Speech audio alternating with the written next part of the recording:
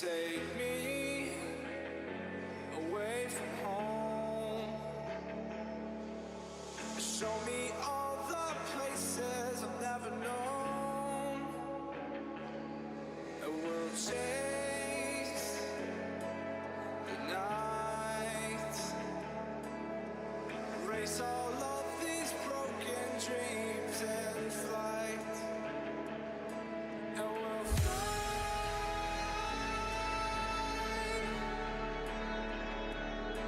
away.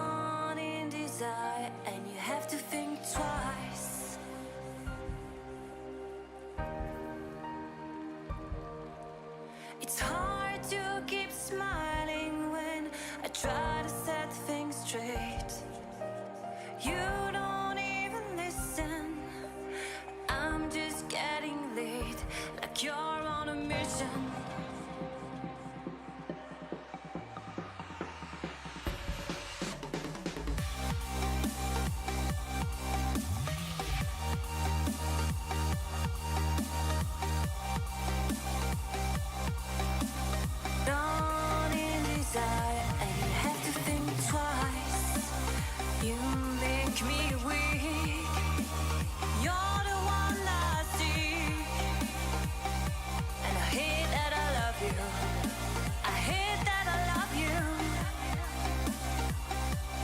If I could, and I would, carve out your heart, carve out your heart, and I reincarnate it, and I reincarnate it. It's hard to keep smiling when you're closing every door. I'm trying to open. I tell you love you more, and you say it's broken.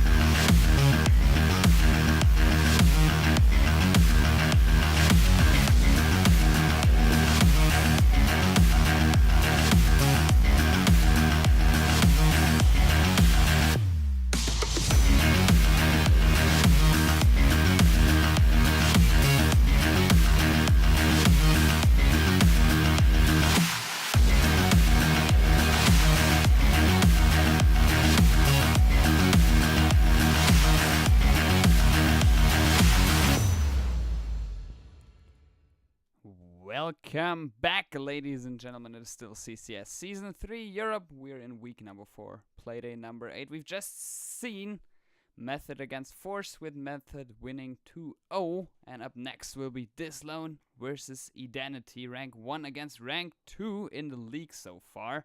I'm still joined by Sternup and Panky. How you doing, guys? Hey, how's it going? Good. Excited for game number 2. Alright, and on we go. We will directly have a look onto the roster for Dizlown. Dizlown rocking in with Crunch, Alphama, Sets, Muti, and Blaz.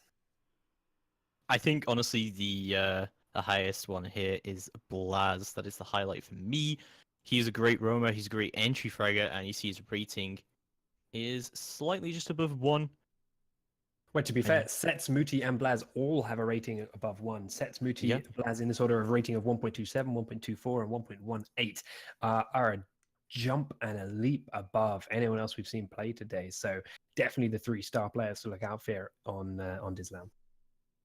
And Blaz actually, I do believe, actually has the highest KD out of all of them. Dizlown actually overall being undefeated so far in CCS, being 3-0. Yeah, and they've also got a round count of only 41 played so far, which is very low considering they've played 3 games like everyone else, and shows you quite how dominant they've been. For sure, let's have a quick look at the Edenity roster here. We are going to see Kazeka, Shockwave, Shepard, Joystick, Namia. This is your Russian lineup. This is probably the best Russian team at the moment. Previously known, a couple of them, I believe, were on Room Factory. Namia is their recent pickup from Forza. And since they picked him up, they've been doing insanely well in other leagues as well as CCS. They are 2-1 right now. They are the second place. This is going to be the first place versus the second place match. It's going to be a good one. Yeah, it's definitely the one to watch tonight. Method and our first game of the day was good fun, but this is definitely the one I think a lot of people have been waiting for. It's going to be a very tight match. In returns to, as I say, the 3-star players on Dizlown to watch out for. The Identity line has 4 players that are rocking an over 1.0 rating. Joystick, Namer both rocking 1.11 as their highest pair. And as you say, despite the KD ratios on Dizlown being very, very high for those 3, they're also equally impressive here for Identity. So it's going to be a tight one, even if the Identity round counter is a tad higher. That's not to say that these guys are not picking up some big scorelines along the way. So let's head to the map bans already. It is Dizlown versus Edenity, with Dizlown banning first. And for the banned maps, we will have Border off the board, we'll have Chalet off the board, Skyscraper, and Coastline. Interesting. Interesting bans indeed. Do you want to take the lead on this, Panky? What do you think of this? It's gonna be a interesting thing to watch. Now, Bank, as we talked about maps earlier on today, being maps where, in the sense of consulate, very static, regimented play is needed. Bank is one where you can play it that way. You can stick 5 players in the basement and hold firm and stick to your guns, but you can also be very aggressive and very mobile, running around on the floors above. Yeah, I would definitely agree with seeing the scoreline of some of these players, seeing the KD of some of these players, you can definitely see that being used and being the more aggressive style that they lead towards. Something I would like to point out about Identity's lineup is Kazeka is a very aggressive player. He constantly goes for these very weird spawn peaks, plays in these very weird positions. He plays Vigil almost all the time, so I would be very surprised if we do not see a Vigil ban coming out from Dizlown. Yeah, okay. We'll watch for the bans and see whether that goes that way. And say the potential for mobility, the potential for aggressive play, the potential for these surprise flanks really fits how Vigil wants to play and how Vigil can play. So I would definitely suspect and expect that kind of ban coming out against him after what you've just said. I'm going to see the first 2 operator bans here, Blackbeard and Lion, getting banned out, which isn't too surprising considering how much we see Blackbeard and Lion in this league.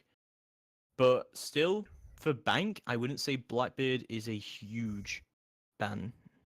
Blackbeard can be a huge play in Bank, depending on how you choose to attack. If it's a team that loves to push the A site of basement through the server racks, Blackbeard can dominate that push because of how tight and niche some of those angles can be. But there are plenty of other ways to run that play and to run that push. So he's not the single most game-changing ban, and be interesting to see how much he hinders the teams now that he's no longer on the board. And the other 2 bans coming out, Smoke and Mirror. Those are some very powerful defenders getting banned out. Yeah, that's going to significantly change the way the basement plays up now. Without those 2 on the board, those are very strong controlling operators. They control the flow of these pushes downstairs. They control the layout of that basement quite a lot too. And seeing how teams no longer have to come up against them, once they get in a position of pushing that basement, they could push into it pretty damn quickly. Yeah, I'll be surprised if we don't see a huge amount of pulse being played here. Again, we're seeing that sort of plant denial, that info, really getting banned out here on the defense. And Bank is definitely one of those maps, especially for that basement defense. You really do need the mirror and the smoke. So I'll be interested to see how that goes down. I think we'll see a lot of Echo because of it. Because, as you say, without the mirror and the smoke, Echo doing a similar job will be able to provide equal control. And we already saw him to good effect on other maps. He's also strong on this map because you can play deep within the B site, Echo doing an A site, and using his ACOG control that long corridor for a while too. He's also got the possibility to perhaps move up the main staircase and hold in and join some fights inside the open area if needs be. So he's a strong pick for this location. And as a secondary to that, you've also still got Legion on the table, and Legion can provide a lot of time delay and a lot of area control like Smoke can towards the end of a round. So there are other options now that those 2 are off the table, but it's definitely going to be a shake to that basement.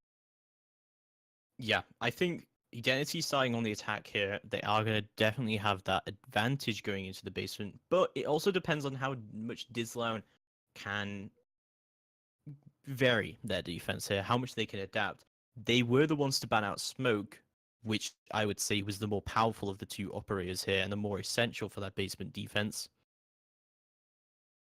So I would expect, I think an echo from what you said. I think we would see a Pulse playing in gold, but this is assuming that they actually go for the basement defense at all. That is very true. They could go for multiple other bomb sites. They are also valid on this map. There are a lot of different options that a lot of different teams choose to run and choose to play that aren't downstairs. And maybe they just see those bands go through and say, all right, well, we just won't go anywhere near that basement instead. So that is definitely a possibility. There is still use for Mirror in the middle bomb site, in the open area bomb site and the kitchen hold. There we've seen some strong positions set up with her there. Now with her gone, be a bit more back to standard setting stuff. We've also seen her used to great effect on the upstairs bomb site, the upstairs hold and CEO office and stuff. So without her there, we'll see how people play with that one. But there's also a lot of possibility for Glaz on that top set bomb site, which we saw in our first game of the day, and the control that he can bring over that long range. And we are going to be getting... Yeah, thank you. Go ahead. And we are going to be getting into the first map here of Bank. Dizlown versus Edenity. Edenity starting out on that attack. And I am very sorry, I didn't mean to cut off Netflix before I'm just a bad caster. Just can't stop talking. Just can't stop talking. Terrible. It's got to take all the limelight. Let's get him out of here. Anyway, going to be moving in to round number 1, and we are going to see Lockers CC, so they are going to be going for that basement defense. Let's see a Valkyrie coming out from the defense here, rather than the Echo. Oh. We'll give it a couple of seconds to make sure we actually lock these ones in and don't get those last second switches, which are possible. And we do not. So we do go down to the basement. And yeah, no Echo. We are seeing the Legion in play though. We're seeing the Valkyrie, who can be very, very strong in this map because of how much you have to see and how much you have to keep an eye on upstairs. And she can, of course, hide those cameras away. But we are also getting sets on that Vigil, and this is what I really want to pay attention to, because you said he's got a ridiculous kill death ratio at the moment. He is an incredibly strong operator on Vigil. Him and Blaz in combination have great ratings for their team and can do a lot of work on these upper floors, and they're actually bringing Muti up here with them, the other third highest rating player for this team, to try and be that first prong of this attack against the waves of operators that are being sent in their direction. We are going to see Vigil on the roam here, something that's not too common on Bank basement defense here. You don't tend to see too much of a heavy roam game. I'd say the only major roamer you normally see is Ella playing around on the stairs. We're not going to see that coming out from Dizlown, but I'm confident that this roam game could waste a lot of time if it weren't for the Jackal in play here from Shockwave.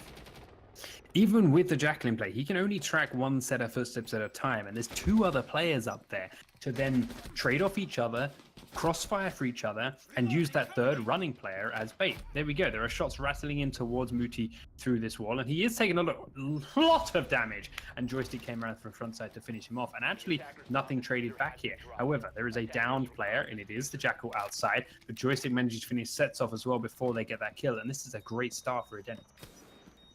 A great start indeed. Great roam clear coming out from them. Both roamers down, and as you said, they can play off each other, but Edenity just shut them both down individually. Went very well for them indeed, and they're in a great place to set up for their attack. They've got 2 hard reaches. They do have the Ying this time, and the drones do start to come out as they start to press down into the basement from the main stairs, as well as everywhere else. I'm expecting hatches to get opened up here. I'm expecting that server wall to get opened up, and I'm expecting the plant to go down sooner rather than later. We do have smokes on the board still from the Jackal, and Blaz is actually going to push up the main stairs here. This is such an aggressive angle for him to hold. He gets drone. They think he's going to go down. He's going to go up instead. Doesn't quite catch the angles. He doesn't quite catch the pixels, but he's still holding firm. Keeps going further up. Jackal's holding for him, though. He's expecting it, and there it is. Shockwave was ready.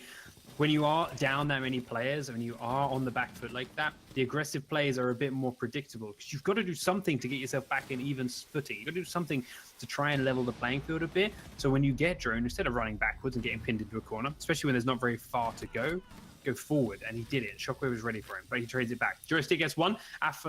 Alpha Mac gets 2 in return, but is still in a 3v1 situation with not a lot of health, and Shepard will clean him out to give the first round to Edenity. They did a great job clearing out those upper floors, and they were rewarded for it with that first round. And moving swiftly into round number 2 here, Edenity doing very well on that attack. So many trades going out for them. Maybe threw it away a little bit at the end there, but they did manage to clean it up quite nicely. Alpha with a quick 2 kills there, and they are going to be going for that basement defense again, but interestingly not going to be bringing a bandit this time. Alfarma going to be bringing the Mute instead to sort of maybe deny the amount of drones that were coming out from Edenity. We'll wait and see. They're going for a very similar setup now. I don't feel like they were in the positions they wanted to be in for that first attack. The drones are something. The drones definitely were a nuisance for their attack, but the biggest reason they got shut down and killed there was Ash just sprinted straight through the front lobby and came up behind him, I think, far faster than they expected. Jaeger thought he had a lot more time to just run around and run away from the wallbang while being tracked. Vigil was in no position to really trade. He did get the down on the Jackal, but immediately had to bug on out of there, and the down took a long time after the kill as well, because they just weren't set up and ready to be there. And then Ash was on top of them from the lobby as well. If they're a little bit more prepared and ready for that this time around, I think they will be more comfortable, and I think having the mutes there will slow down Identity's push in, because they lack information, they lack confidence because of it, and therefore give them that extra time that they need to get set up in their own game. Jackal going to be tracking yet again. He's going to get the wrong feet though. Legion. Actually, no, that's not too bad because Legion is on his own here, but Set's going to get the kill, instantly traded out, however, by Namia. And that is going to be the Vigil down already, but also Smokes off the board, Jackal off the board. Very, very important operator going down, because not only forgetting that, he is basically the only person here with that variable soft destruction. Yeah, I mean, trade 1 for 1. Ash is very, very low in the main process of here too. Muti still running around upstairs, got a couple of drones coming his way. Muti looking for that potential one more kill. If he can get Joystick, that'd be great, but if he really wants to make an impact, he needs to get Karzeka here. He needs to take this Hibana off the table before going down. They are questioning losing Hibana to go in first. She's droning. She's straight on the mute jammer, but will begin to drone from the cupboard. Drone spots out the Jaeger. She's got the diffuser and she's the Hibana. She's not the person you want to see die, so she's got to get this kill. Comes through the hole in the wall. Muti goes for the quick pre-fire as he hears her in the rubble. Switches to his pistol. Bray comes through the other side. He hears the reload. Goes for the vault. There it is. Karzeka gets the kill on Muti. He needed that, and it's very important to now stay alive as they continue down. Minute 15 on the clock, though. Did burn a lot out. Crunch, though, still looking to be a nuisance outside of the map. The phones start to ring. Ash, quick kill from Blaz. Takes Joystick off the board. And that's a nice, important kill here, because it's going to move it to 3v3, and that's equalized exactly where Dizlown wanted it to be. And there's not a huge amount of control from Edenity here, but Blaz is going to get a second kill as he pushes up onto the main stairs. Very nice from him. Namia goes down. There's the Ying off the table. Oh, Karzeka goes for the double peek. He shuts down both of them. How did that happen into Karzeka's favor there? That was amazing from him. And it's all down to Blaz, who's going to retreat back to the site. 30 seconds left to go. Attackers have located a bomb. And it's a 2v1 situation. He's got to pick up 2 kills. He's already had 2. There's the man behind the bomb. He picks up 1. Does he know where the other? He does, because the Legion mine went off. He knows Shepard is coming from the main stairs. He knows he's got the diffuser in the site. See Shepard sprint down. Looks one way. 15 seconds left to go, and he's pinned in this corner. He needs to stay alive. Shepard comes in. Baz! Straight to the head. Shepard falls, and Dizlown get themselves on the board. Blaz picking up 4 for that round.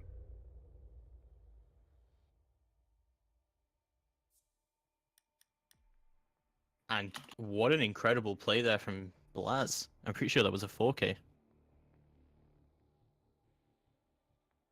Doing very well indeed for his team. And I have absolutely no idea how so many frags went down in such weird Attackers positions. locate and defuse as many bombs as they can.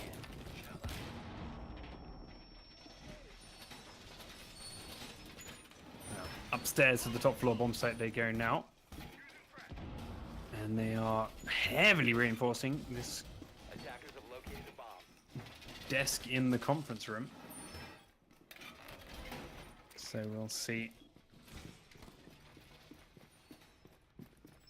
where it is they choose to put the majority of their players on this defense. They're rocking the same operators bar the Legion 10 seconds to go. for their defensive setup of this site, using the Castle Barricade instead. 5 seconds to insert. And we're going to see that upstairs defense, which is kind of weird from Dizlown. Kind of weird to see this when there's no mirror being able to be used here.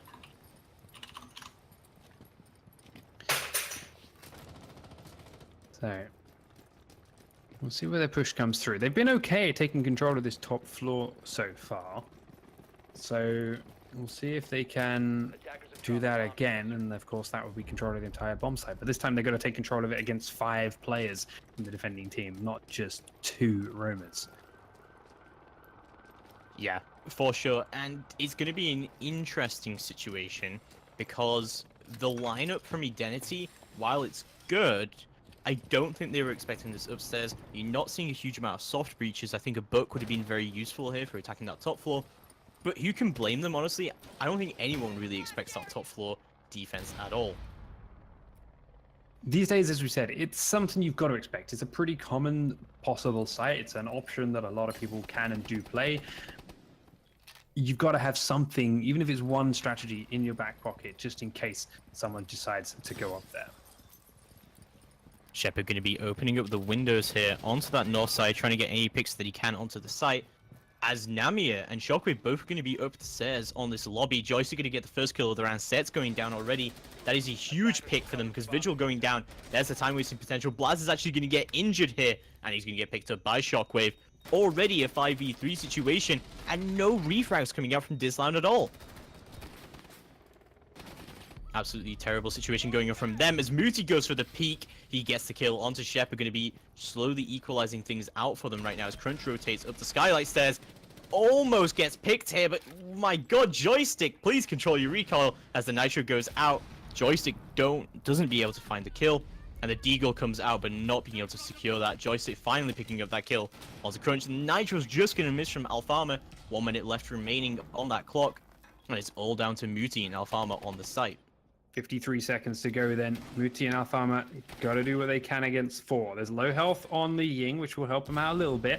But here they come as Joystick picks down Muti. There is one from Alfama. He did it before, but he can't do it this time over. Neymar comes on in, finishes him off, and will give another round over to the attacking Edenity team. And that was so well played from them, that round.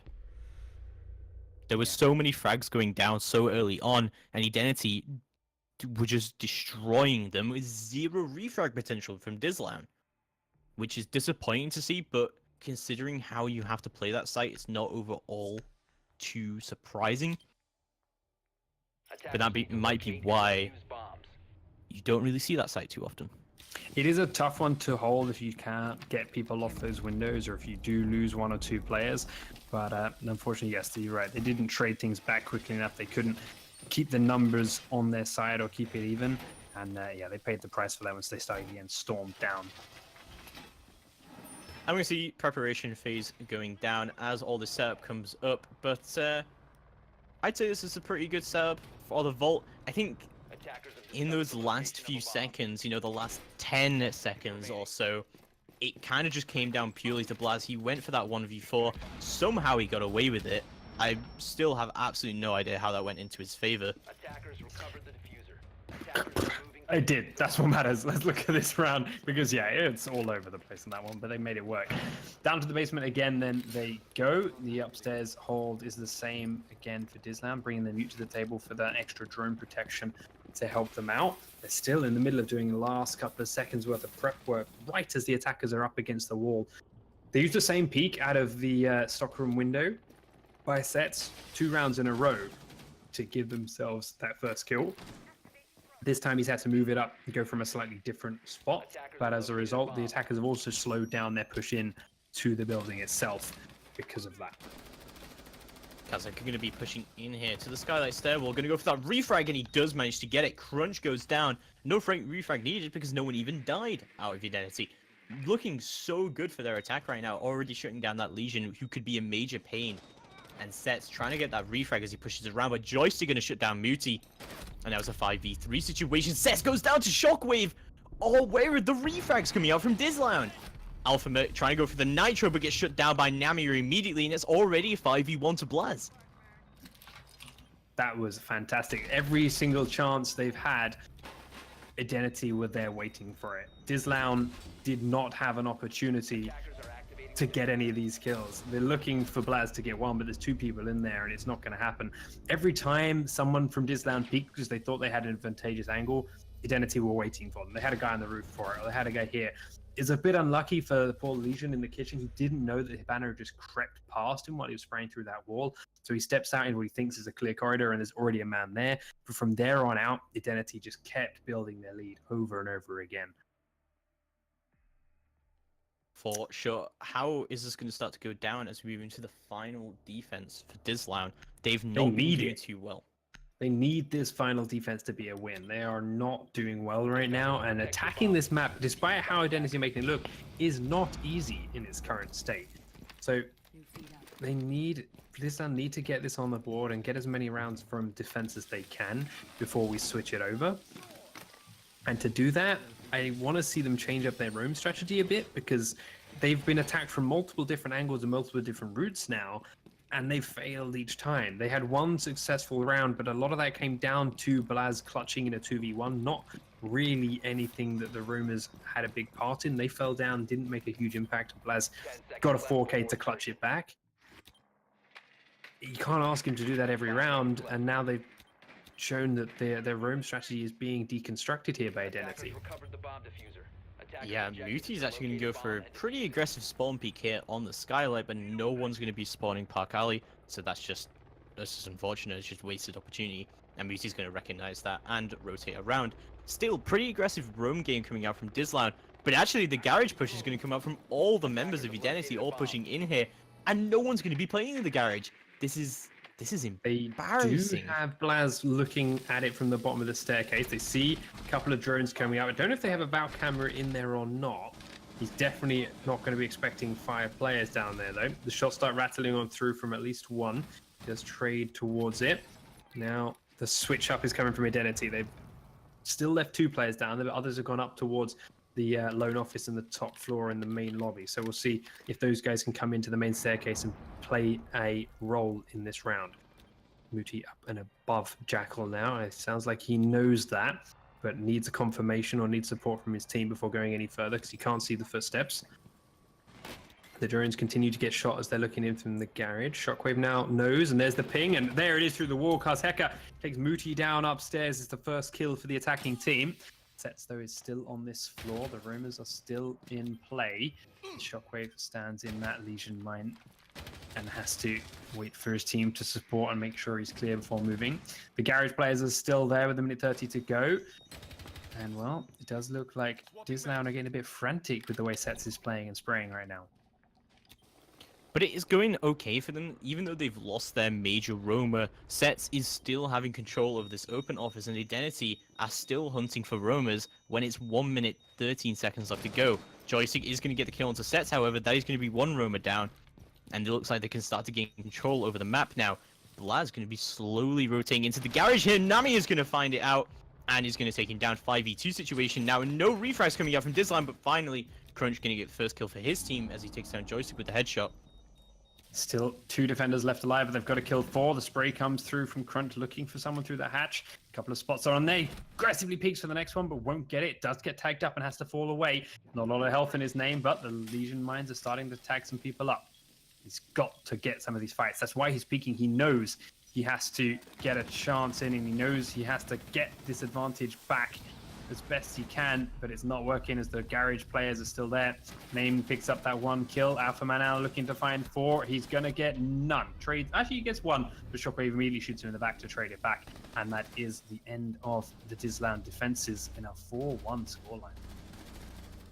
But don't forget, Smoke and Mirror both banned out here. They both banned out as well for Edenity though, and I really don't think Edenity are going to struggle that much to hold those. The rumors that they kept trying to throw around the map for Dizlown just did nothing on any of those rounds. And look, the only one really with kills. Alpha got a couple when he was left in 1v4 situations at the end there. Blaz is the only other person with kills, and 4 of those came from 1 round. No one else was killing anyone for Dizlown there. Their stats from before and their stats from their previous games do not support these kind of scorelines. And I'm failing to see the team that had that dominance come out here. Yeah, I guess, but at the same time, there was a lot of the strategy from Dizlown seemed to be very much concentrated on that roaming game, as you said. Roamers didn't do too much, but at the same time, there was no pulse. I don't think there was an echo. Yeah, Which if two- your strategy though, and if your dominance relies on those operators that hard, then you don't deserve to stay as the dominant top team, right? So then they're also going to have an issue with this round. Like if that's where their strategy came from, if that's why they're losing that last round, they're going to lose this round too, because the bans are still in play and these bans are. I'm more targeted for mean them. that in order to replace the smoke and the mirror who are banned, we're not seeing the pulse, we're not seeing the echo from Dizlown. But look at Identity's defense. Right away, we are going to see Joystick try and go for that quick spawn peek. Not going to get anything from it. It's going to move straight back down to site, which is the smart thing to do. We are Yep. seeing the pulse and the echo He from might them get being given reset. beautiful Yep. mouse intel. And yeah, he is going to get reset. Yeah, sorry, you're right. Message. They did have the Legion to try and replace the smoke instead of the Echo, but yeah, you're right. He was also just not a factor because everyone was already dead before he even had a chance to come into play, and then like the attackers weren't low enough health for him to really delay, and there wasn't enough time off the clock. So yeah, they had that delay operator instead of the smoke, but it wasn't enough. The attack now from Dizlown also currently lacking teeth. There's still 2 minutes to go, and at this point on all of the Identity attacks, one player was already dead from Dizlown. But it's looking good for them now. They don't really have to deal with any of the roamers, which is what Edenity had to do on their attack, and that's going to allow Dizlown to set up for their attack perfectly. And you know, they've got the Ying, they've got the Habana, they've got the Thermite. This is exactly what you need to start to push onto that attack. They just need some of those kills. Yeah, and they're getting the hatches open, which would help them out a lot. The Pulse, though, is playing around underneath the server and does catch a couple of heartbeats to find some information. He's got one player there in support of him. Echo. Dokubi rather droning in to that staircase. Gets the sight of one on the drone, looks below, but he won't fall out of there. Doesn't need to, he's got the Pulse to watch his back. Sets now above the A-bomb, is looking for an angle. Does have the Ying to try and get control of these sites, but it is going to come down to a very aggressive crunch position in a moment if they wait for all this timing. And there it is, Shockwave sees Blaz standing still on the heartbeat sensor, has an idea of where to pre-aim it, realizes that Blaz was no longer moving, and seizes his chance for the kill. Seizes his chance indeed, as Kazek is going to push up. Rebecca my pre-fires stream lagged around. out there Oh, completely. Nitro Cell goes up and grabs the kill with a C4 from below. Everyone from the attacking Dizlown squad now is above this server hatch, and they are taking fights one by one and falling down to it. Karzeka gets another one as Alphamech pokes his head into a concussion grenade and the pre-fire that Elo is firing in that direction. That's the diffuser down, and now Crunch has to go and get it. Another Elo mine goes off, and it's the second one for Karzeka. He pushes up aggressively, gets a third as Muti will fall, and Dizlown are starting to crumble. I would like to point out there that as soon as I started casting, my stream froze for like That's a fine. microsecond. It's just unfortunate. Timing happens to everyone, I including think we're a casters, bit out of apparently. sync right now anyway, because apparently I was miles behind for a couple of the rounds and restarted my stuff. We're gonna sync things up again in the break between maps, which the way this is going looks like it could be in 1 round's time. Identity 1 round away. Sorry, cat is knocking this off the desk. Back in 2 seconds. All right, and while Panky deals with his rather disruptive cat, we are going to be seeing Edenity moving on to match point here, which is kind of surprising considering how Dizlown are undefeated right now. Edenity are actually 2-1, but I feel like Edenity are pretty good at counter-striking. I've seen that a lot from them in the past. They do definitely look at the VODs, go over and try and see what they can do better, and operator bans definitely come into that. That's definitely a thing. They are struggling with the toolkit they've been given in this round, so hopefully they can bring it back into play here. Else we'll be looking at map number 2 in a very short space of time. And well, ultimately, with the way a map like Oregon plays out, I'm not sure it's going to end up any differently for Dizlown after this one. Like, it's another map where roamers play a big part, and if they are unable to play the ones they want or unable to play the ones they're comfortable with, we could be seeing a repeat situation of this one, this map right here. I don't think it was that Bank. they were like their whole strategy relies around roaming normally.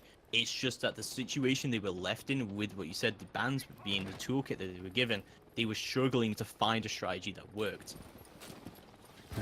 Well, as it is, they're on defense. We'll focus on their attack in a moment and see how they can do this one. Their attack. This one, so we'll focus on that now. And they are coming from the main lobby. And they aren't going for that garage rush that we saw Edenity do in one situation. They are going for parking to control the top floor and then the lone office in the main lobby to get deeper in. The feet are being spotted by Defender exposed. Castle. And Mooty's there through the other one to take Shockwave out. They did spot him on the drone through that drone hole in the elevator. Get him out of the picture. Karzeka, though, comes up to try and perform a similar role and has to dodge away from the shots rattling in his direction. He goes upstairs, though, and there is a friend up here with him. They've still got a Valk camera in the lobby that was not spotted by Dizlown on the push. And up he comes. Oh, it misses the shots. The Ying on the main staircase. The C4 comes out. It will blow, but it only gets Alfma, who was following up behind the Ying. So the Ying is actually still alive. He's now unaware of it, and the shot's going to miss. Karzeka gets Mooty, but Sets will finally kill Name. Took a lot of damage in the process, knowing that bandit is still on this floor. But smartly, he is running for the hills and getting out of dodge. Only 2 players left alive for Dizlown. If that bandit fell, it would be 2v2, but Karzeka keeps himself alive. The man advantage stays in Identity's favor, and they can live to fight for another minute on this round to potentially end the map. And they still have roamers. They still have 2 roamers here. And this is not what you want to be doing as Dizlown. You don't want to be in this last second situation, still trying to deal with that roam. Karzeka jumps back down to the site now, then joins Shepard down there, looking for that tiny angle as they do see the push starts coming back through the main door. Nate Sets pushes in with the Ying, but before they explode, Karzeka peeks out and cuts him down from the doorway. Upstairs was Mooty. He's fighting onto Crunch, but neither of them landing any significant damage onto the other. But there's the last peek from Joystick, and it is Crunch that falls for map 1, heading to Identity. That's going to be good half map 1. Yes, 6-1, absolute domination by Identity, but I think the operator bans played a big part of why that happened. Dizlown could not adapt their strategy very well, and they just completely fell apart. Very nicely played. And we're going to move shortly into map number 2 here, but we are going to have a bit of a technical break here as we sort out some of the stream issues. Yes, we will. Inside our love can grow so bright.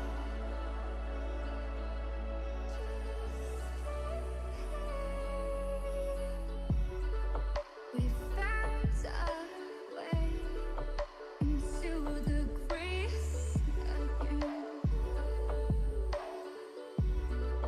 Let's not pretend our hearts have life again.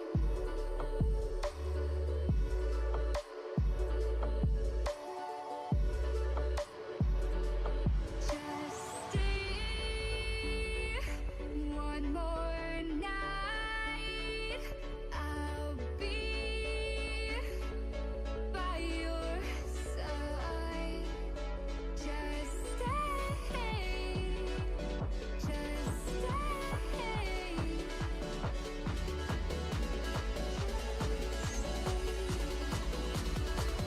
Let's not pretend. Just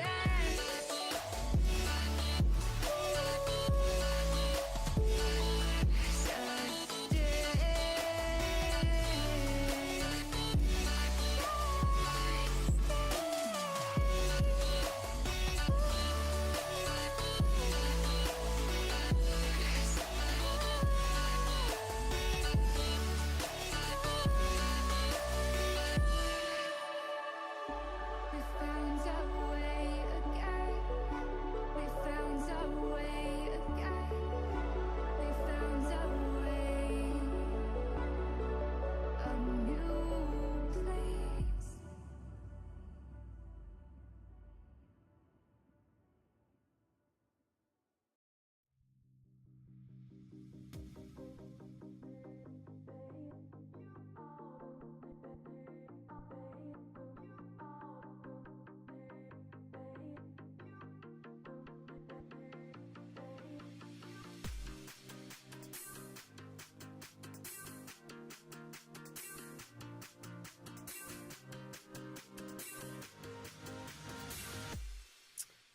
Welcome back then, ladies and gentlemen. We should have everything ironed out and ready to go with map number 2 in just a moment. It is going to be Oregon, but first we need to find out which operators are going to be banned out. First one off the board out of the gate is Blackbeard again. So they didn't want to play against him on Bank, and they don't want to play against him here on Oregon either. This not too surprising. It seems to be that they don't want to play against Blackbeard. Surprisingly, we are going to see a Blitz ban though. Blitz is a pretty popular ban choice. But I'm not saying it's surprising because of that. I'm saying it's surprising. I thought we would see another Ying ban. I mean, there's still a no, there's not a chance I'm going to take that whole back. But yeah, the Ying play, it can be annoying, can be awkward when attacking certain sites on this map, but you can also get around it with C4s and smoke grenades. On very these guys are very practiced, very overplayed, and they know what they're doing a lot of time. Even if they can't see what they're doing, you can get around that with the Ying. Blitz, on the other hand, is a bit different, and he's so good at getting control of the narrow corridors and the large, tight passageways that Oregon has, whether it be upstairs or whether it be downstairs, pushing from the back of the site. Getting you out of the picture does give a lot more freedom back to defending players. Meanwhile, on the defense, we're going to see Pulse and Castle getting banned out, both the FBI operators, which I wouldn't say is too surprising to see a Castle getting banned on Oregon. I would say that a Pulse getting banned is a little bit surprising for me. Yeah, it's a different one. He's not been such a huge thing here on Oregon for a while, but he does still have the potential for denying plants in the kid's bedroom and in that upstairs site selection if you don't want to deal with controlling the bottom floor as much. But it's not such a hard place to control. Keeping the players on that top floor is an easy, I say easy, but it's a simple job for an attacking team because there's not too many rotates down to cover. So it's just to see how much of an impact, if any, that pulse really makes. As it is, though, we also have the Castle off the picture, and he has been playing a big role in a lot of our maps for a lot of our teams so far today. And I'm curious to see what these guys are going to do with not having him again, now that we are getting ready to jump into map number 2 on Oregon. It's going to be an interesting map, for sure. If Dizlown don't manage to take this back, it's going to go into Edenity's favor, and Dizlown are going to lose their perfect undefeated streak. That is true, but what a time to do it if they are going to lose that undefeated streak, losing it to Edenity, the number 2 ranked team, on Shepard's birthday of all days. So happy birthday to Shepard, and let's see if he and his team can bring home this victory as a nice little present to him. Well, that's why Edenity doing better. This is his birthday. He's got older. He's got wiser. He knows exactly how to play the game now. Maybe so. Let's see then what their choices for setting up the defense of this upper floor are gonna be. Mirror. This in mirror. play. This mirror is always like a big debate for me.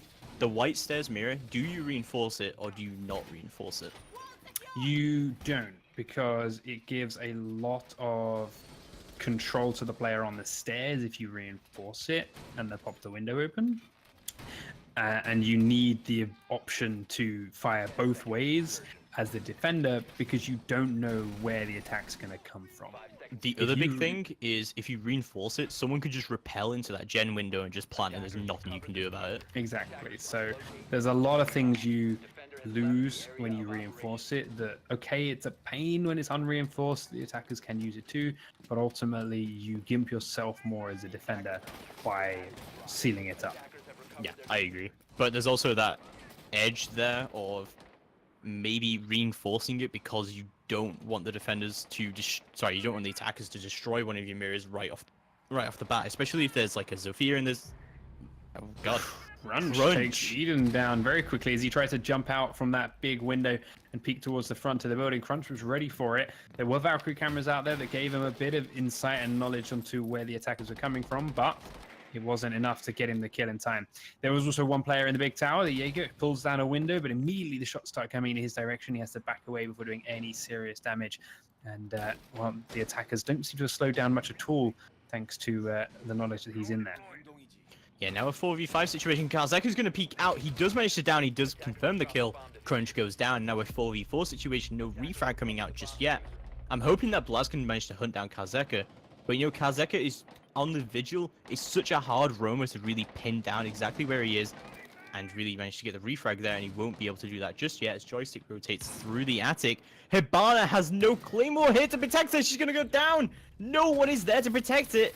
And oh my god, what a disaster. Shepard picks up the kill onto Sets as he drops down. Now a 2v4 situation, and look at how separated out Dizlown are on their attack. That was a questionable play. Dizlown looked good to start with, and then they just crumble as they drop into sight lines. They're solo pushing into the master bedroom with no backup cover. They did try and track down Kazeka. They popped that lion just after he got the kill, so he had to stand still, but they didn't make him run away.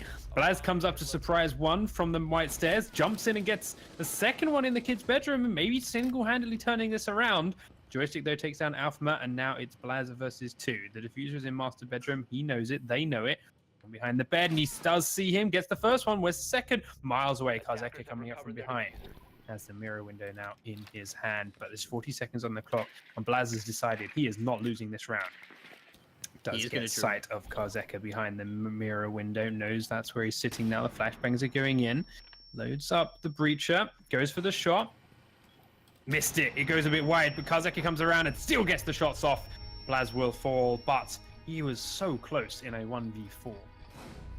But what of a disaster of a round for Dizlown there. The main thing that went wrong for them is the Hibana had no one backing them up, and that with no claymore on it, there was no one watching it, and he came through there. It was an easy free kill for him, and Hibana going down is exactly what you wanted not to happen there. Yeah, I really feel like Dizlown right now are playing like 5 solo players. They're not really playing like a coordinated team at the moment. And that's in part why they're falling down to these and why they're having these moments. Things like Sets dropping through the big window straight into Smoke sightline. No one there to back him up. No drones to give him the information that Smoke was waiting there. Things like Hibana walking into that master bedroom closet on her own. Yeah, I've got a brig to the open. I'm gonna go plant it here, but no one there to back her up. No drones there to keep her covered. No going to let her know when someone's flanking. Everyone's got their own idea of where to go and what to do. And it's not all on the same page. That's true. That's 100% true. Identity going to be moving through here for the meeting hall defense, it seems like, because they've dedicated the mirror to it. They've opened up both of the hatches, whereas normally you only just open up the electric hatch. You don't open up the hallway hatch, which is definitely interesting. And no castle here means that it's going to be much, much harder to hold on to that meeting hall area. It is a curious one, but they've got both Legion and Smoke when it comes to holding the site and holding the pushing locations. So they will and should be able to disable or to slow these things down for a long, long time. However, Blaz is quickly into the kitchen, but gets spotted out by Shockwave right as he gets there. Blaz has definitely decided he's not mucking around on this one anymore. Crunch gets the first kill again onto Joystick, but Kazeka uses that as a chance to drop back down into the kitchen and fall away. Blaz is looking for kills. The man is aggressive now and does not want to lose a second map here. Up in the attic is a Legion. He throws a mine up and over the top, forces a quick back away from Crunch, but neither player loses too much health. Crunch picks up the grenade, it's blown in, and it's right there. He had that number. Neymar, he knew exactly where you were going, and he was waiting. Beautiful nade coming out from Crunch there, and no refrag potential at all, but Shockwave picks up the first kill for Edenity this round as Muti goes down. That is the Hibana dead yet again so early on. Is your only hard breacher is dead with the diffuser as well. Shockwave, just no one be able to get him out of here as Blaz slowly rotates up to try and cut off the rotation. But halfway into the round, he's still dealing with roamers, yet alone a mirror roamer. We've seen what Amira Roma can do from WTG in the round before, and she's still holding firm. The door's going to get opened up. Bark strafes across the gap. Does get spotted. Can't get the kill. Next grenade comes in close. He does strafe back across the other way, but Crunch will pick him up. All 3 kills so far going to him. Trying to single-handedly put this round in his backpack. team are pushing elsewhere, looking for an opportunity to get down the front stairs. They still have to deal with a smoke. He does get it down on the man with the diffuser. Kazeka gets the finish off. Looks for another one. It's going to be the Lion. He will also fall straight afterwards, but it's just enough for Shepard to down the buck in sight. Crunch is off the table. It's now 1v1. Sets very low. Shepard does smoke Crunch out, but the fire is now pinning him in the corner. Can he peek out in time? The smoke is coming around. The shotgun is there. He's looking for it. Oh no. Sets gets the last bullet off in time. And Shepard was stuck. And that is why Capitao is so effective for this Oregon attack. You just put that smoke in the middle of the closet. There is no way for him to rotate and peek out when he's in that situation. Capitao is such a great pick for the Oregon attack. Yeah, he does provide a lot of control over the very small spaces for that basement. But again, that was a tight, down to the millisecond defense for Edenity, and Dizlown came out on top, but only just. Time now for Edenity to head upstairs again, and this is the one that they won with ease in the first round. So we'll see. Well, if there's something I different wouldn't coming here, say it was with ease, because he Okay. did come down to that one. It was with ease until Blaz decided to change, kill everyone. and Yeah. and put the round in his hands. But yeah, and until that point, they were in a They comfortable lead. reinforced the white mirror, I think. I just saw it there for a second. Yep, they reinforced They this did, time. yeah. They destroyed the cabinet instead, which gives them a similar kind of angle, similar kind of control of the area. So that's why it's a little bit more forgivable, a little bit safer to reinforce that this time around. If you don't destroy that cabinet when you reinforce it, then you are hurting yourself. Yeah, definitely. But it is still one of those things where someone could repel into that window, they could plant, someone could just run in through that gen destruction if it does get opened up this time, and you could just run straight up to the mirror window and plant there. And again, there's nothing really you can do about that. No, Blaz once again inside very quickly. The drones are close by and get spotted. A lot of the players for Identity are hiding downstairs all over again. Breach comes in for different angles. Blaz deciding to take another route up and around. They're still looking for the roamers, but they're also trying to figure out if they can actually just go to the sites and ignore them. It is a possibility. Alfama going to be playing up on top of the big tower yet again. The joystick is right below him. These are the kind of situations where I kind of wish that the floor was wall-bangable here. The roof of the big tower. It would be such an insane way to play Hunt against big tower. Although those roamers in big tower are kind of hard to deal with if you let them play there for so long. And I think honestly Dizlown are letting him get away with that.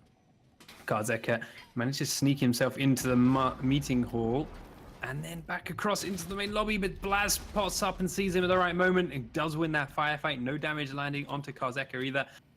Sorry, onto Blaz either, so it's a complete free kill for him. Shepard just missing the feet, sets his buck there by millimeters. There's a man advantage in front of Dizlown, and they seem to have slowed down and coordinated a bit better on this attack. They're all coming from the same direction. They haven't lost anyone else early on to silly deaths yet, and they still have a chance to get in. However, Neymar is picked off by Blaz as the first kill for defense. Sets, though, is there for joystick flank and keeps the numbers advantage with the attacking team. Shockwave in the kitchen is still trying to make an impact into the site. Sets gets downed by that C4, but they don't know this, remember. Identity don't have the points on, so he will not be confirmed that that man is down. So they still be a bit concerned about where this buck may be. And that gives them a chance here for Alfama to come across and pick him back up again. So the man advantage stays with the attacking team, but the timer did have to tick down quite a bit further for that to happen. Down to 35 seconds now. Onto the big window, they're going to put their Lion. He's not got any charges of his gadget left. The fire grenades come out, the smoke grenades come out. Muti is inside planting now, and the wall being reinforced means they can't stop it. Plus, it's smoked off so they can't see. Shepard's smoke grenade, however, will stop Muti from planting, and now the next man has to come in. Crunches that man, he gets cut to pieces from the attic by Shockwave. Set's trying to walk on in. Shockwave is there to get him too. He just killed two people from the same spot. Alfama does try and rush on in. Does get two. Looks for the third. Mira's just going for the run. She drops down inside. The plant is going to go through inside generator, but he's going to come up that ladder, and he should be able to get back in time to stop this with ease. There we go. Ooh, that was close though. Alfama could have got off that diffuser and just instantly flicked to his head. I've seen people do that quite a lot. Shockwave just managed to clutch out that round. Alfama had such a great push in there, but there were so many frags going down from such weird angles. And as you said, Shockwave got 2 people from that attic. It didn't seem to be a call out as to his location for that anyone to stop and try and shoot him. So yeah, get 2 people in that same spot. The second guy was still looking away from him. Similar play from the other team though. Alfama jumps into A, gets the kill on Smoke in the kid's bedroom, and then pushes deeper in with very little time left to go. And Valkyrie's got a back turn and is running to the white stairs. I get the idea was, okay, play defensive, we need to stay alive, there's not much time left.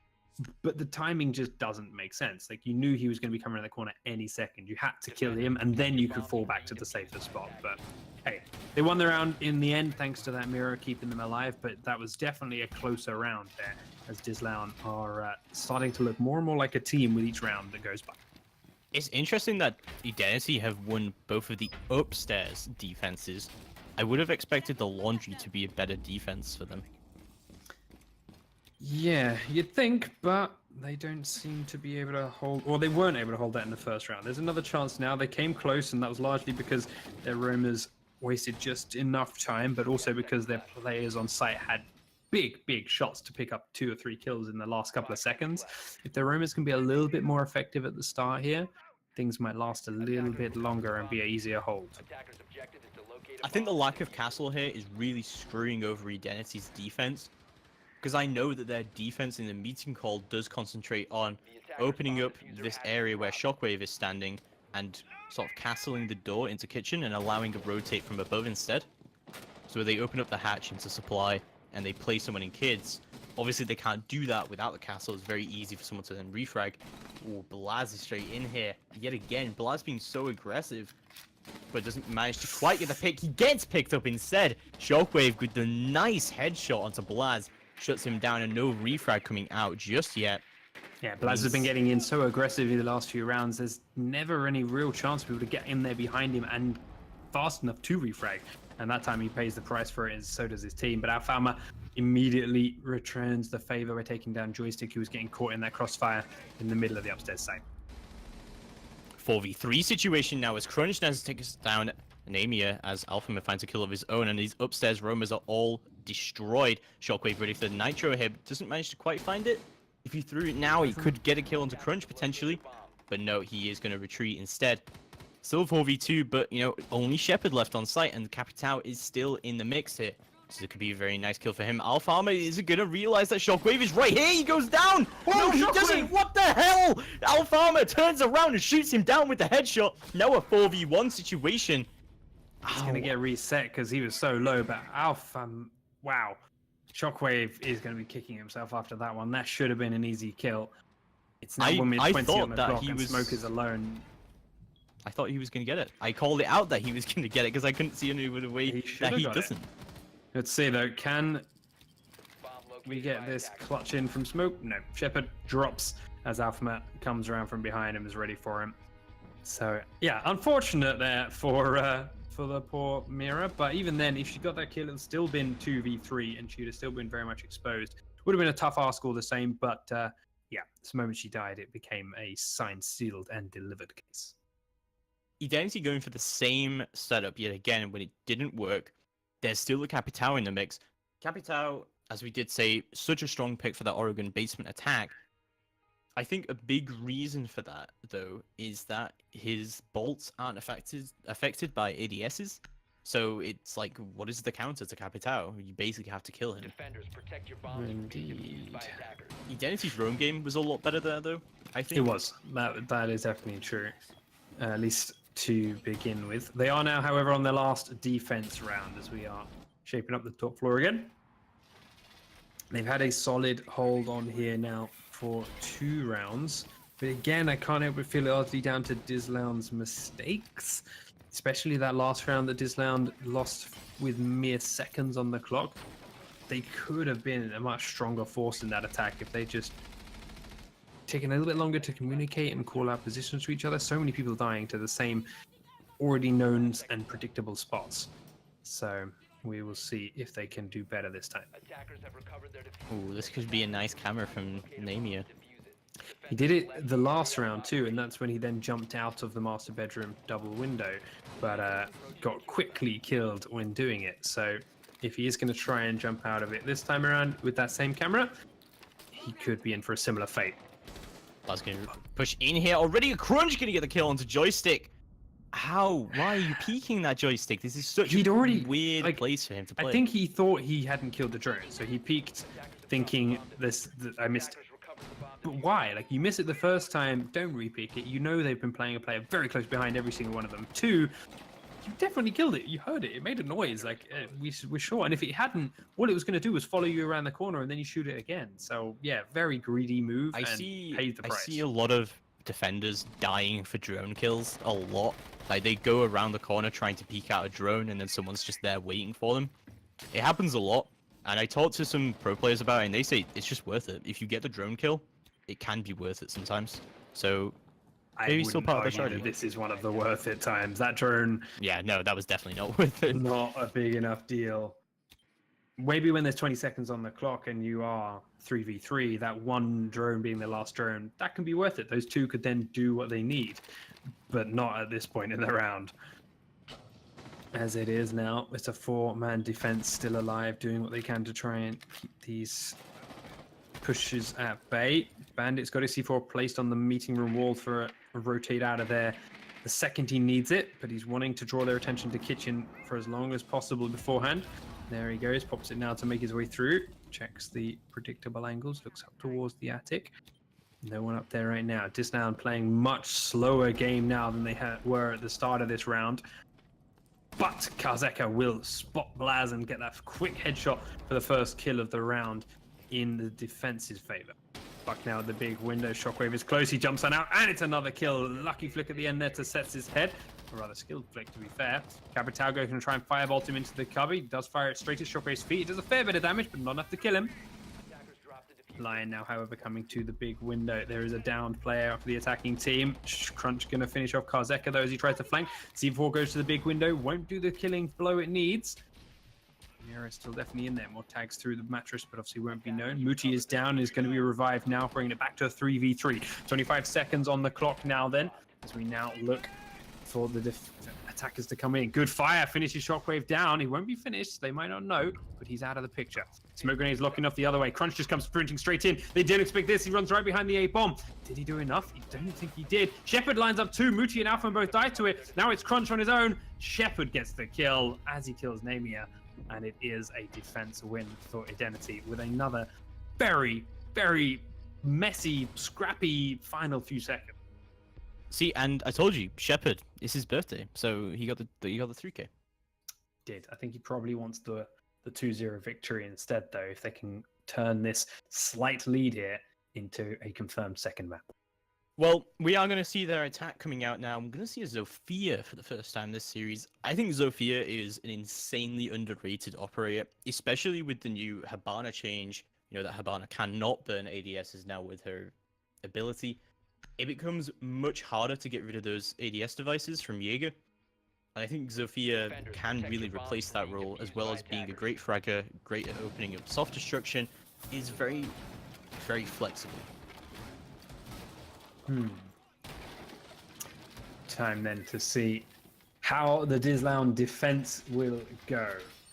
Can they do a more solid hold here? Now, to be fair, they did have some very regimented, planned out attacks towards the end of that last round. However, when it came down to the last few seconds, they couldn't execute on it. They couldn't make the most of it.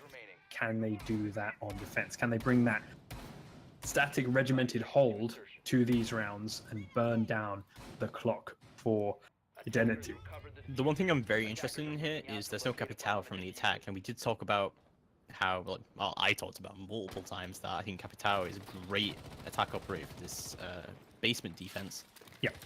We're not going to see anything here. I think Zofia can replace that role in a way where she can put her stun mines into that sort of cubby hole. Yep. And try and get it out. Muti going to be playing pretty aggressively here in the big tower. And again, we're going to be seeing a pretty good roam game from Dizlown. Well, a very aggressive roam game. It didn't work out too well for Edenity's roam game while they were defending the basement. And, you know, Dizlown in the last map did not have an impressive roam at all. So I'm kind of interested to see, because Oregon is very much more about the roam than Bank is. That's true. We also see a Ying who can also do similar jobs to their Capital with one Ying grenade as well. It's just because they're not like firebots, they're not killing. It's a free kill if they get completely flashed in a white. So we'll see if they can use both of those things in conjunction. Well, Shockwave has taken a bit of damage thanks to those aggressive roamers, as you mentioned, but now they're getting inside with the drones to lead the way and starting to push the sites a bit more. They have started to push some of the attackers and the defenders in the roomers slightly back more towards defensive positions. But there's still a lot of slightly hidden and finicky players to find as they get inside meeting room. And yeah, they have got control over this entire meeting room now, and all these hatches getting opened up by Dizlown is really going to play against them. Edenity did the same thing. I really do not understand it. Electric hatch is a good thing to open up, but the attempted roam coming out here is surely going to get shut down. Yep, Joystick and Namia both get kills of their own. Farmer and Crunch both going down. 5v3 situation now. That is a Nitro off the board, potentially 2 Nitros here. I don't think Bandit was going Nitro. Blaz gets the kill. Moody gets a beautiful headshot onto Joystick. That needed to happen. They needed to bring those numbers back in, but Blaz is now alone trying to hold the back of the site. Actually, Seth has a really nice angle over the top here and might be able to help him out. Muti is the one man that's still up top. Needs to make some kind of impact. Blaz pushing aggressively through. Muti now has control of the meeting, so he's allowing Muti to do that. Muti doing what he can to keep busy. The Ying mines come on in. He drops through the hatch. The drop's going to follow it up. Blaz gets one before he gets kicked up from the top. Karzeka's taken Muti out too, though, so the Leaf sets now versus 2. One of them is upstairs with a lot of health. One of them is downstairs with not a lot of health and the diffuser. 30 seconds on the clock, and I don't know where Karzeka is. Now they have an idea because that concussion went off, but doesn't seem to have concussed him. The Ying-mine goes in. He steps into the next concussion. The peak comes on out. He gets the man that didn't have a lot of health. Where's the man from above? He drops the other hatch. Namia takes sets down from behind. I want to try and analyze that round and see, you know, what happened and say it was a smart play by both teams. But there was some really weird things happening from both teams there. Pretty aggressive from both of them, really wanted to take as many gunfights as they could. And in the end, Dizlown came off for the worst there. But it came down to that 1v1. Muti had a really weird roam game, really fell off site. But they just didn't hunt him down. And I think the roam hunting from Edenity just didn't work out for them at all. No, they started to get a couple of picks towards site, and I think they made this the right call in the idea of we've got these picks towards site, we've got a bit of control towards the back of B. Let's pile on in here and force the Romans to come to us, which good idea and worked out for them. A little bit again though, more by luck than judgment. 2 people got flashed by I believe one of those Ying mines, which of course the spread of those is a bit RNG based, but thankfully, at the end there, they still also had just enough concussion mines left on Zofia to find that last player. If sets on Mira hadn't been found by their concussion mine, he could have easily cleaned that 1v2 up. For sure. 5 operators on the board, very far in there from Edenity last time, and their attack was so well planned out at the start. Then it all started to fall apart later on. I don't know what to expect from Dizlown's room game this time, because it was... I want to say it was successful, because they did manage to retake the meeting hall very late on, and by Muti got very nice headshot. But at the same time, I feel like Muti got a little bit lucky here, and I'm wondering if he's going to get lucky again. He is going to dedicate an ADS to this big tower defense. He's going to get burned out immediately, though. I'm kind of expecting... Yeah, Candela's going to be actually dedicated to this, and Muti's not going to get flashed by it. He is going to get flashed right at the last second. He goes down to Namia. That was a huge amount of utility. 3 flashbangs and 2 Ying charges, though, to make that happen. You're probably going to be happy with that one, to be fair, especially because the way the rest of Dizlown did a job... Oh, never mind. Did a good job at burning the rest of the timer, but Crunch steps on out for an aggressive peek, and Shepard shuts that right out of the picture. All the good of that Jaeger play in the tower just crumbled away as they lose one more player upstairs. Alpha Man out, the only man left up. They're going to know this. They know they don't run that many roamers. They can pin the other 2 downstairs and should be able to find Alpha with a good couple of drones quickly and easily. This is definitely an uphill battle once more then for Dizlown to successfully hold this. I think it's going pretty well for Edenity right now, but At the same time, Alphama is still up here in the meeting hall. We are just about into the second half of the round. Alphama could do some pretty big damage here as Shockwave makes his way into the meeting hall, and loads of the attackers are in here. I don't think any of them actually realize that Alphama is in the supply room here. Yeah, I was going to say they could drone him out easily, but I don't think they've even begun to really try it. I think they've presumed he will have fallen back to site already, because to be fair, that would have been the smart play to take it back and get everyone on site if you can. But nope, never mind. Karzeka was ready for him and was watching him from above in the attic instead. That's why we couldn't quite tell. Spectate mode made Karzeka invisible. Now the grenades and smokes and flashes are coming down to sight. Blaz is starting to smoke out in one direction, getting concussed and flashed from every angle. Chopped down from the hatch above. There's the push comes down the main stairs. Sets does get joystick down from there, but now the rest are pushing into the back. Sets hasn't got much ammo left. Doesn't have the time to really reload it because now Karzeka's in the small box room and cuts him to pieces. Down to the final round now for Dizlown to hold on and not get knocked out, but knocked down in a 2-0 defeat. And yeah, they'll lose their flawless if they do lose this. But it's, you know, I want to say that it's been a close match because we were expecting it to be used at the second place against the first place, but that just hasn't been the case. Dizlown are just falling apart on these defenses.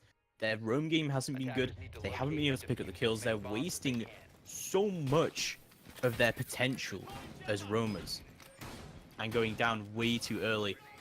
As we said, you know, the Jaeger ADS being there burned so much utility in the big tower, and there was so much gain for that. And even though Jaeger went down with no kill, I'd say that was worth it. But the Valkyrie going down immediately after that just threw that all away.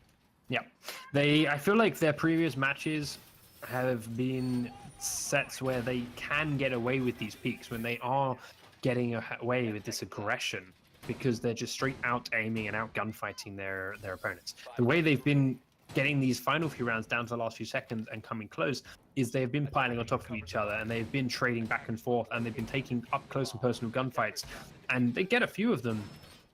But Edenity are great players and are making them work for it and coming out on top. Their little bit of extra teamwork on top of just great gun skill is giving them these advantages. If it was a 5v5 right down in the last 20 seconds and everyone's charging into the bomb site, then yeah, maybe Dizlown would be getting away with this.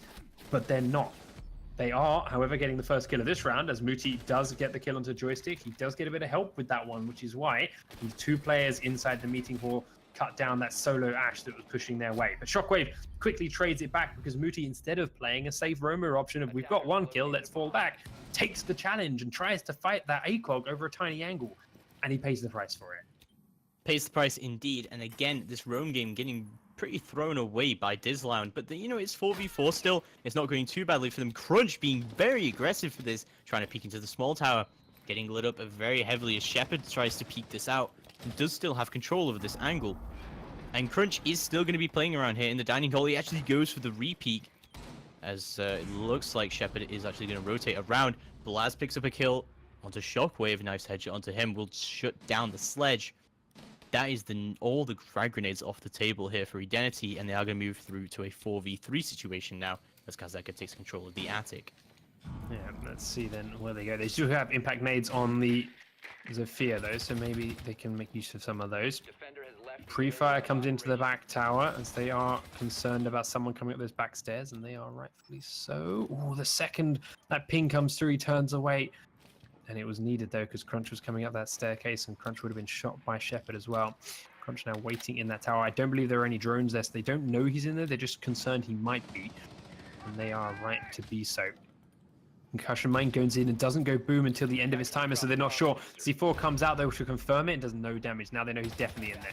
Going to continue to spray open one window, and Crunch has to fall back. But with 50 seconds now on the clock, he can just run all the way to site and pick another run out.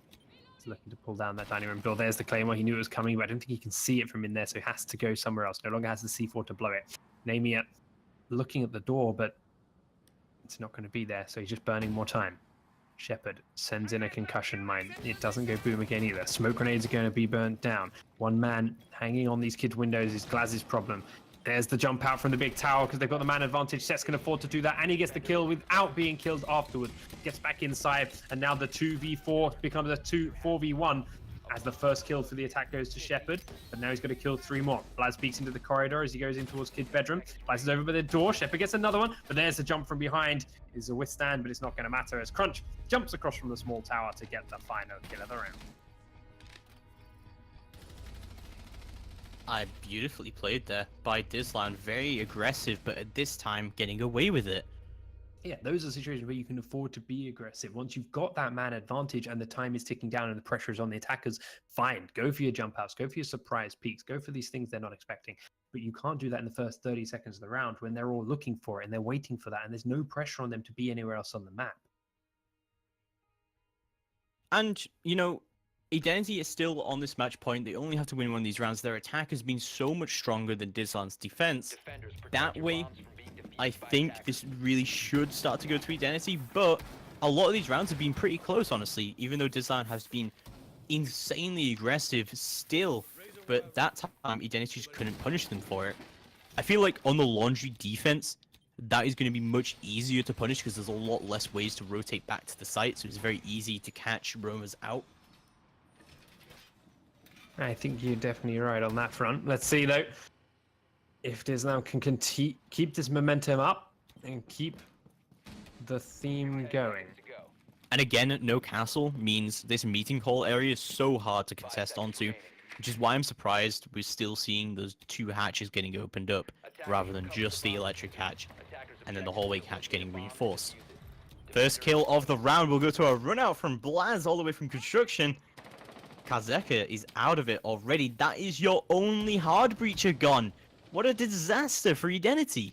That is a huge pick for Dizlown to start the round with. Blaz stepping up once again to make a mark. But we've seen them lose rounds where we thought they had it in the bag before. Shockwave starts it out by taking down Crunch. And yet this is going to turn into a 4v4, but Edenity are really going to have to pull a magic out of the bag here if they want to clutch this round out and secure the win on this second map. Yeah, Shockwave took a lot of damage while getting that Crunch kill, so there's still that to play for, and of course they are playing from behind. Alphama still alive in the meeting hall area, but Namia takes down Muti and forces him to fall back in that tower. This time I don't think Muti burnt as much of the utility to cause that death. 2 minutes to go. The little lead that Blaz gave them seems to be slowly getting chipped away. All 3 players down in the site. Remember, Alphama stayed upstairs in the kitchen last time that they were this far behind, and he paid the price for it. So this time he does drop early and is holding the site for as long as he can. Shockwave downstairs with him, but the rest of the Identity players are droning every possible spot upstairs to make sure there's no one hiding in those corners and they are safe to properly push down the basement. Attempted wallbangs coming out there from sets to try and see where these attackers are, but they've still got so much time left on the table. No hard breach is definitely going to make this harder, but not impossible. We've still got the Capital, we've still got the Candelas, we've still got a lot of potential. Actually, no, we don't actually have the Candelas anymore. I guess he used those to take out the big tower use all again. 3 second Muti then, yeah, so he used a lot of utility for that. Never mind, Muti's death may be okay. Right, 1 man behind the back mirror window, 1 man behind the front mirror window. Actually, he's up on the boxes as well, looking at a long angle, and then 1 man tucked inside the front sight. So this is the Dizlown defense. We've already seen Sets pull off some great shots. We've seen Alphama surprise people from spots or angles, but they've got a minute of Identity continuing this pressure up. Shepard confirms that Bandit is in that position, and here comes the firebolt. It does take him down low, and he pushes forward, but Sets misses the shot on Shepard. Sets now going to have him pinned in that corner, but the next firebolt, where's it going to go? It could get right onto this Bandit if they see which way he went. Second one goes behind the window. He's not there anymore. Concussion goes off right at the doorway, so now he knows Bandit must be very close. Bandit is concussed, but the smokes are there. 30 seconds to go. No real movement coming in from Edenity as another man drops. There's Namia. Looks forward. Sets, who's come off the boxes now. Bandit's tucked into the corner. He's looking the other way. C4's on the doorframe, but it misses. Doesn't go deep enough in. Gives his position away to Namia. Jumps around as the concussion goes off his face. Joystick gets 1. Shockwave gets 1. Only Sets left alive now against 4. Can't get any of them. Just like that, Edenity take it 2-0. Beautifully played there, and they lost their hard breacher, but they were still in. They did so well to clutch that round out, and they will win a very well-deserved victory of 2-0. Dizlown have some things to work on. Even without their hard breacher, they went around the back, so they didn't necessarily need him, and that front hatch was actually already opened. So if they wanted to go up front, they didn't even need the hard breacher. So it was a cool thing to get us that first pick, but actually not as influential in the round as it could have been. And good job to Edenity for making sure they could still get into that site and still get control of it without the need of that hard breacher by going down the backside. Thank you so much, Sternab and Panky. And as I say that, this is it for today's Playday of CCS Season 3 Europe. However, we'll have the next NA Playday coming up later tonight at around 2 p.m. CST or 8 p.m. Eastern. My name is Netflix. I was your host for tonight. And as always, thanks for watching.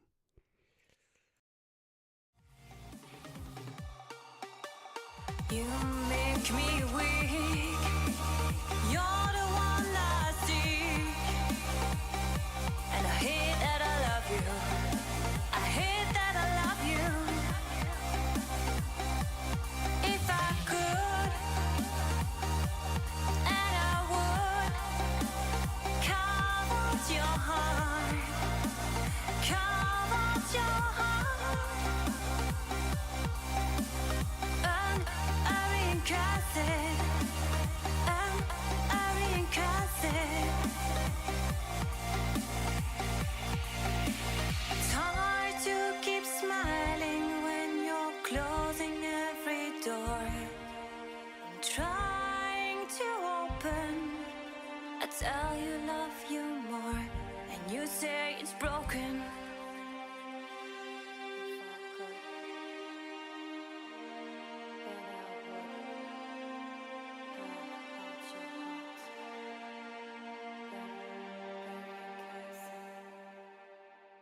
But it wouldn't mend mine.